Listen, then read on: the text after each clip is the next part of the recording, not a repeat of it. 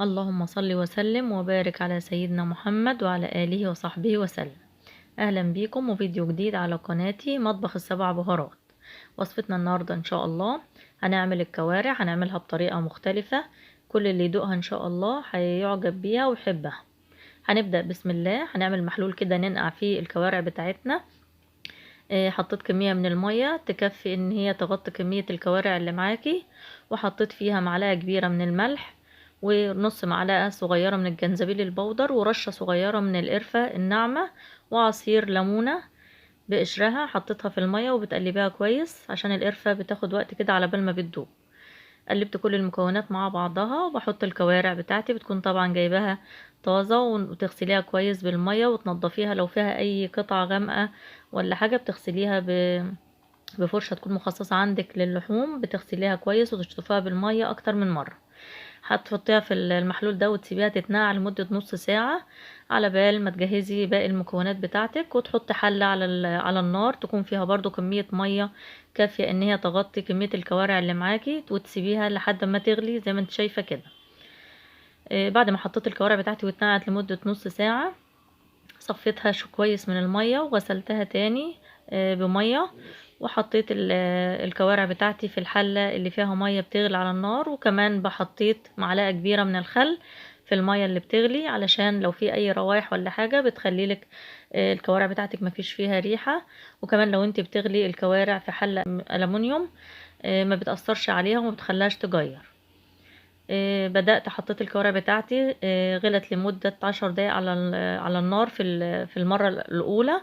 وبرجع أكون مجهزة مية تاني مغلية وبشطف الكوارع وبحط عليها المية للمرة التانية واسيبها تغلي برضو لمدة 10 دقايق لحد ما تلاقي الكوارع بتاعتك بقت نظيفة كده ومفيش فيها أي ريم ولا حاجة طالعة على الوش.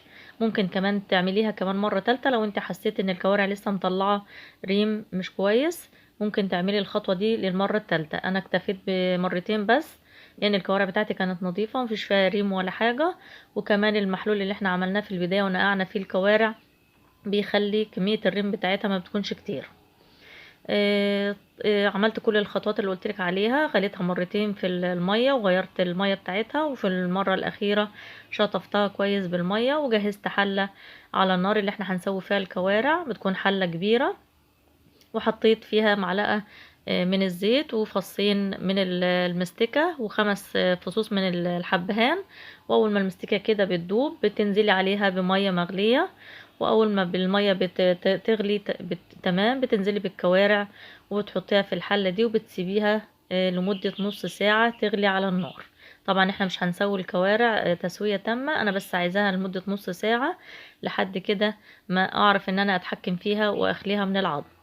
بعد النص ساعة حاولي ما تسيبهاش اكتر من نص ساعة علشان ما تتهرش منك وتعمل المادة الجيلاتينية وما تعرفيش تخليها. في الوقت ده انا طلعت الكوارع بتاعتي اللي هخليها بالشكل ده. وبتستخدمي سكينة تكون حامية، وانا مستخدمة الشوكة عشان الكوارع كانت سخنة مطلعها على طول من المية هخليها. بتتخلى معاكي بكل سهولة بمجرد ما بتبدأي تشقي كده عند العظم بالسكينة بتتفتح معاكي. زي ما قلتلك ما تسويهاش كتير، يدوب بس نص ساعة علشان تتخلى معاكي وما تتهرش منك. بفضل ان انا اخلي الكوارع بالشكل ده علشان لو في اي قطعة كده بتكون غامقة في الكوارع زي ما انت عارفة داخل الكوارع كده بيكون في عروق بتكون شكلها غامق كده وشكلها مش كويس. فبفضل ان انا اخليها بالشكل ده علشان تكون الشكل بتاعنا حلو ومفيش اي حد يكون متضرر ان هو بياكل الكوارع. وكمان بيكون سهلة في تقديمها وفي اكلها. بوريكي القطع اللي انا طلعتها من كمية الكوارع كلها. شايفين في قطع تكون غامقة في الكوارع بنستبعدها كلها تماما. شايفين ما شاء الله منظر الكوارع نظيفة وجميلة.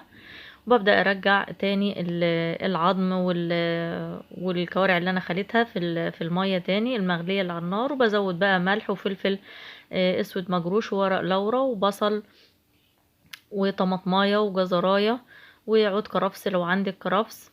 وبتحط طبعا معلقة كبيرة من الملح، وحطيت كمان فلفل اسود مجروش عشان الشوربة بتاعتك ما تبقاش غامقة. كل ده بنحطه بقى وبنسيب الكوارع بتاعتنا على نار متوسطة. بتهدي النار كده على نار متوسطة وتسيبها لحد ما تستوى تماما زي ما انت شايفة كده بالشكل ده. طبعا انا رجعت كمان العظم مع الكوارع علشان الشوربة بتاعتنا تكون مركزة وحلوة. بعد ما بتتأكدي ان الكوارع بتاعتك استوت بتطلعيها وتصفيها من الشوربة بالشكل ده، وبتجهزي حلة على النار حطيت فيها معلقة من الزيت وفصين حب مستكة. واول ما بيدوبوا كده بكون مقطعة كمان بصلتين كبار شرايح بالشكل ده، وببدأ اشوح البصل شوية مع الزيت والمستكة.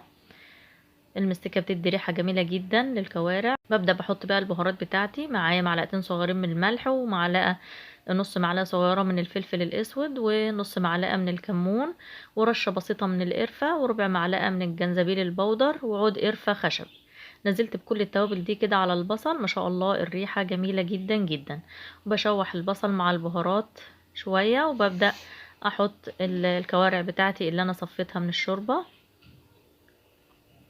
هتحس ان الخطوات اللي احنا عملناها كتير شوية، بس النتيجة ان شاء الله هتكون معاكي جميلة جدا. وبكون كمان مجهزة كوبايتين من عصير الطماطم بضربهم في الخلاط وبصفيهم بمصفى كده من القشر والبذر، وببدأ احطهم على الكوارع وبسيبهم لحد ما بيتسبكوا. بغطي الحلة وبسيبها لحد ما 10 دقايق لحد ما الصوص بتاعنا بيتسبك. شايفين ما شاء الله الشكل والريحة جميلة جدا جدا جدا. وفي الوقت اللي الكوارع بتاعتنا بتتسبك بكون بحمر معلقة كبيرة كده من الثوم فرمها ناعم، وبحط عليها معلقة من الزيت وببدأ اعمل زي طشة الملوخية بالظبط. بحمر الثوم بتخليهوش يغمق معاكي، يدوب يبقى لونه ذهبي فاتح كده، وبعدين بتحطي عليه معلقتين صغيرين من الكزبرة الناشفة وتبدأي تحطهم كده زي الطشة بتاعة الملوخية على الكوارع. ما شاء الله بتدي ريحة جميلة جدا للكوارع. وبزود كمان الصوص بتاع الكوارع، بزوده بكوبايتين من الشوربة بتاعة الكوارع. وعايزة اقولك كمان حطيت في الخطوة دي بس الكاميرا ما كانتش شغالة، حطيت معلقة صغيرة من الثوم المفروم ناعم يكون ني، وقرن فلفل اخضر ممكن تستخدمي حراق لو انت حابه حراق، لو انت مش حابه يكون حراق فلفل عادي بتقطعيه مكعبات وبتحطيه وبتسيبي الكوارع بتاعتك تغلي كمان غلوه مع الثوم والفلفل كده والشوربه اللي احنا حطيناها، وبتكوني مجهزه الطاجن بتاعك مسخناه شويه في الفرن.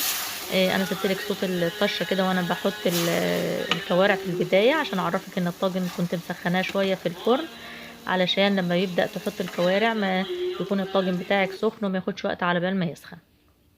حطيت الكوارع بتاعتي في طاجن كده فخار وبحطه في الفرن. بتحط لمدة ربع ساعة لحد ما الطاجن معاكي يتسبك كده والشوربة تقل معاكي، وبتقدميه بألف هنا وشفا. ما شاء الله الريحة جنان والطعم رائع جدا جدا.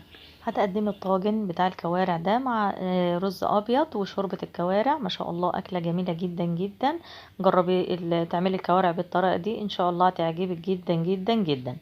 لو الفيديو عجبك ما تنسيش تعملي لايك واشتراك في القناة علشان يوصلك كل جديد من فيديوهاتي. واسيبكم في امان الله واشوفكم ان شاء الله على خير في فيديو جديد، والسلام عليكم ورحمة الله وبركاته.